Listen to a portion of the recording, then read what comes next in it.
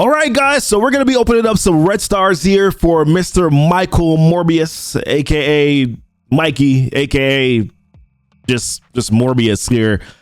Shooting for, we always have a number in mind, right? We would like to ideally be able to get 4 reds on him. Ideally, of course, I mean, to be real, like we would actually like to be able to get 5 reds on him, but I'm just not quite sure that we are going to be getting 5 yellow stars on him. So 4 red stars for me is okay. Later on, we could probably be promo him once to get him to that 5 yellow stars based on the event. I'm just not quite sure right now, but gonna be opening up our elite orbs here. I think we have like 1 basic red star orb that we can use to open up for this man.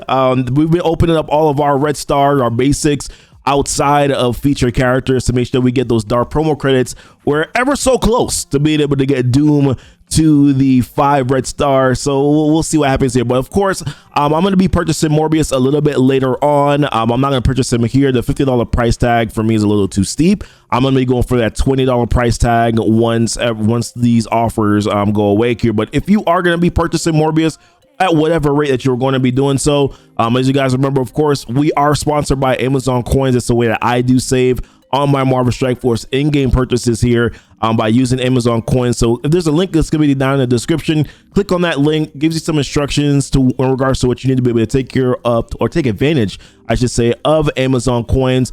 I'm able to save up to 20%. I usually buy the $100 pack, 10,000 Amazon coins for the in-game value of $100. It's about 18% there that I'm saving by only spending $82 of my actual money. And the higher the packs that you buy, then the more money that you're going to save as well. But let's go into opening up some orbs here. We're also later on going to talk about some T4s and recommended ISO 8 for Morbius as well. But let's open up that 1 basic.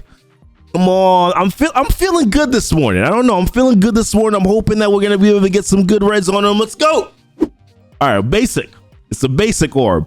Now we got like a crap ton of elite 4s, so I'm confident. I wish that they would have taken the minions out of the elite 4s. I know they're gonna take them out of the elite 6s and the elite 7s, but I wish they would take them out of the elite 4s too. All right, let's pop these though. Let's see what's happening. See what's popping. Come on, baby. Let's go. Morbius done.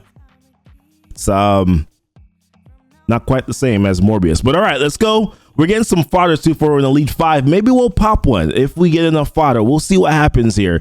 Hopefully we don't have to open up that many orbs though. For red on Cole, not a necessary character that we need anymore. Okay, all right, one more. Let's go. Oh, there we go, ladies and gentlemen.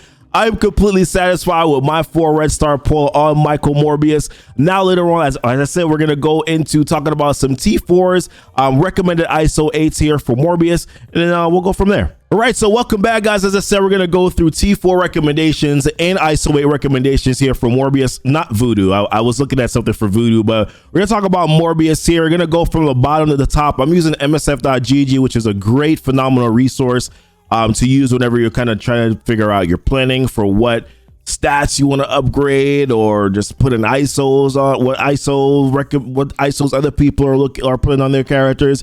Really good website here, really good work that Ty J and Toxie do to make sure that we can get this information. But let's talk about the T4 recommendations first for Morbius. So looking at his passive ability here, you're getting that 30% piercing, 20% drain. If you T4 this, Unwar offense unspawn. If this character has 3 or more Dark Hunter allies, you're going to be able to apply blind to the 4 highest damage Hero City allies. And this is something that happens on spawn. This is incredibly important. You want to be able to get rid of blind Shang-Chi to make sure that he doesn't do his ult and pretty much basically delete your entire team. One of the things that I've noticed so far by testing this team out on the playtest server is that they are very squishy. So they can't really take a lot of hits.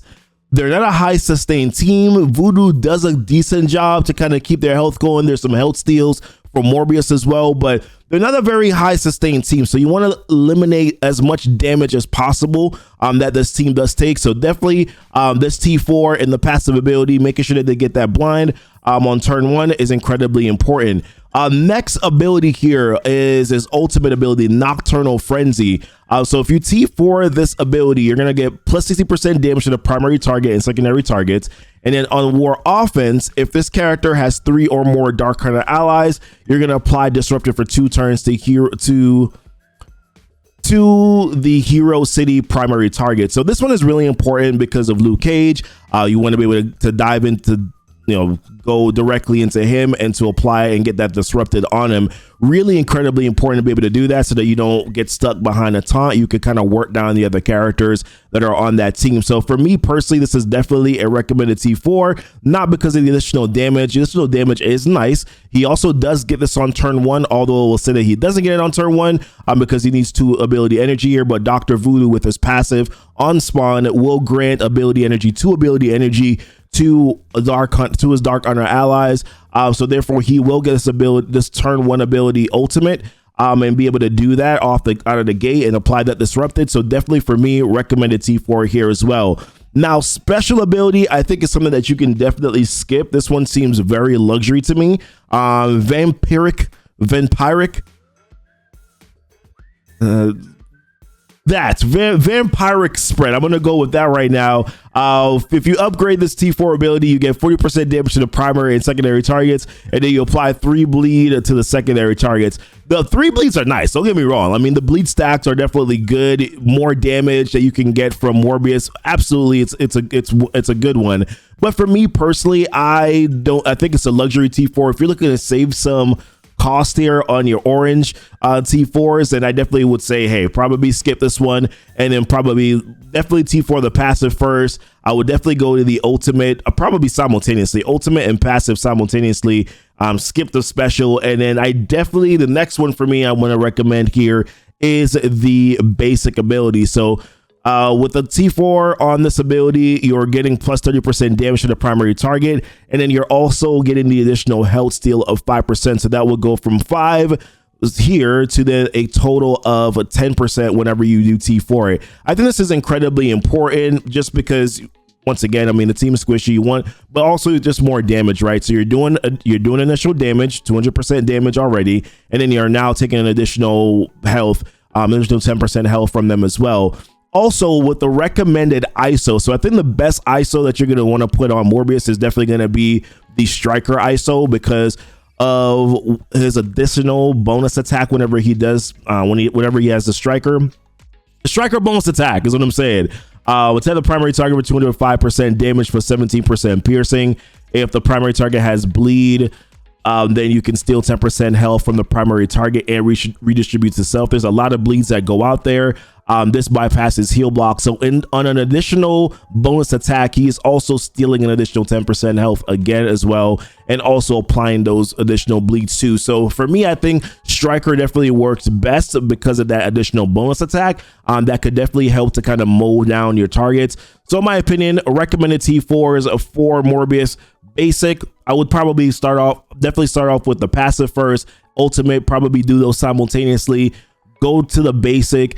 And then I really think that you can probably just 100% skip that special ability. I think that's really all you need on Morbius in order for him to be effective and be able to win those matchups and those wars for you. So let me know what your guys' thoughts are. We're going to be testing out this team a little bit more. We'll have a full breakdown of the Dark Hunter team, my thoughts on them, what other teams it can be. We have the playtest server available to us, so we're going to be testing out a lot of different comps, a lot of different teams that potentially they might be able to be used against, although primarily we want to be able to use them right against that Heroes for Hire team because that's what they were built to counter, and they've been doing pretty well there so far. But let's appreciate you guys watching the video. If you like, don't forget to like and subscribe to the channel. Also the notification bell so that you know when the videos do go live. Check out the links that are down below. Don't forget Amazon coins.